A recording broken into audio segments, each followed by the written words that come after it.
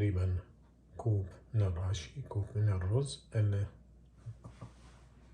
11 يعني كوب من الرز للحلاوة، كوب من الراشي، كوب من الشكر نفس الكوب، وأي نوع من الشكر يصير. عندنا ملعقتين راح ناخذ من الجلوكوز، ملعقة جدا صغيرة أو نصف ملعقة شاي صغيرة من الليمون، وعندنا أقل من نص كوب من المي. هاي المواد راح نحتاجها لصناعة الحلاوة مالتنا. تابعوني خطوة. راح نخلط الشكر، نضيف الشكر أول مرة، الليمون دوزي، المي، وراح نضيف ملعقة طعام أو ملعقتين طعام الجلوكوز،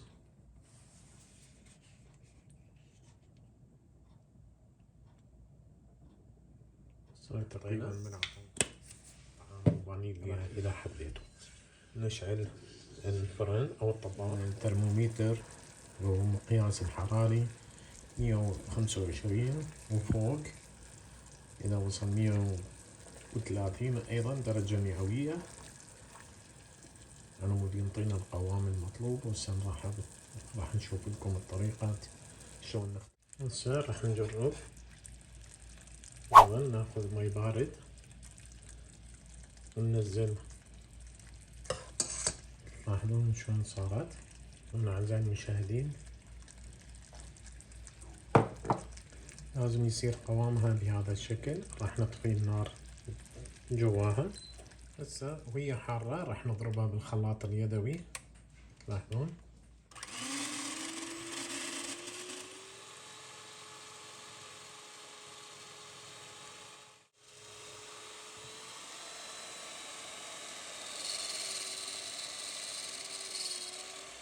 هسه أعزائي المشاهدين راح ندهن الرش الصينية ستانلس ستيل أو بايركس بالزيت، وإذا تحبون بالدهن أيضا بالراشي يصير.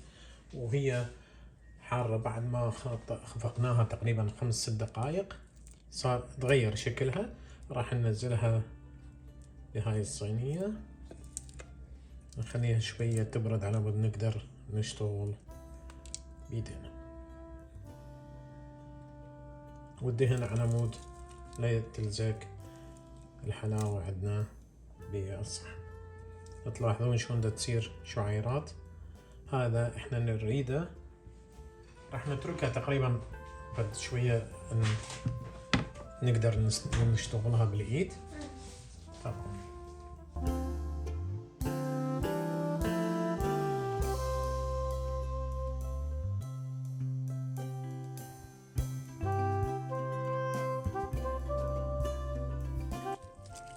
ما تلزق بالصينية. ذاك الوقت راح يصير عندنا طريقة ناجحة. تلاحظون شايفين أعزائي المشاهدين.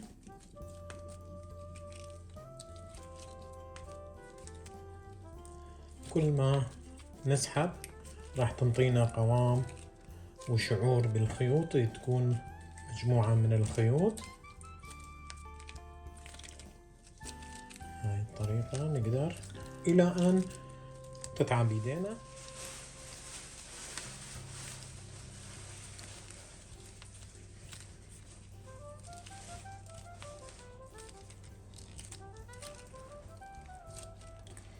نسويها حلقة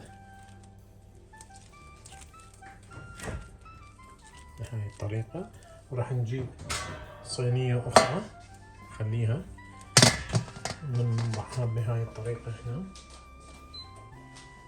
وننزل الراشي.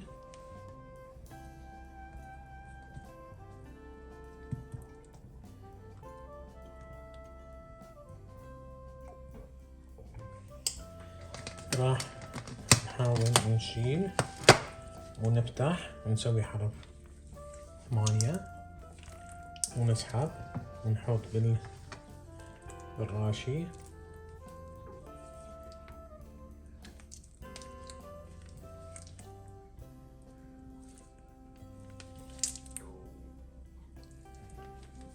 تلاحظون صار عندنا مجموعة من الخيوط.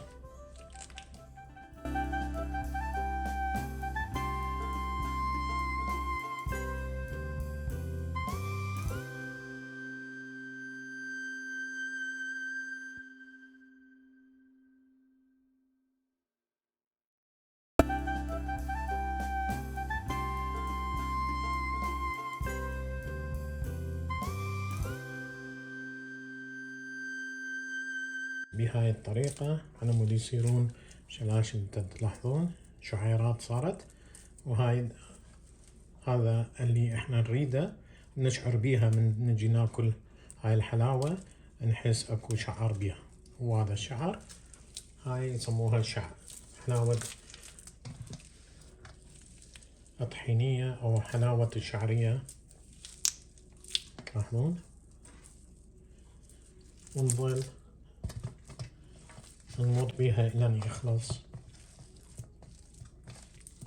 الراشي اللي هنا، ونحس انه صارت جاهزة.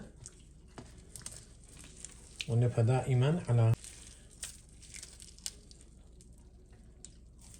ونسحب.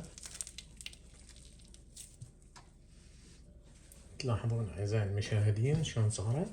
هسه اشوف لكم هاي طبعا بدون طحين، بدون شرش مال حلاوة، بس شكر. سوينا شيرة مثل ما شوفنا لكم بالبداية، بداية الفيلم، شيرة وراشي مع قليل من الجلوكوز ايضا. هسه تلاحظون سأشوف لكم شلون صارت الشعيرات مالتها. تلاحظون طبعا ايش قد ما تحطون شيرة سمسم او شو اسمه راشي راح تمتصه. تلاحظون الشعيرات، وهذا احنا نريدها. شلون شعر بنات نفس الشيء تقريبا.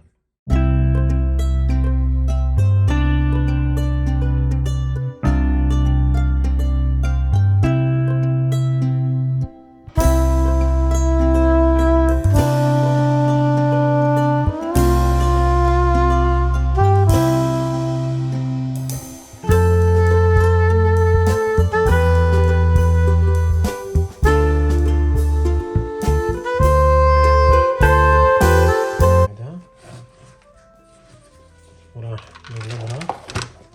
تلاحظون ما شاء الله شلون طلعت. راح نقسمها بالنص ونشوف شلون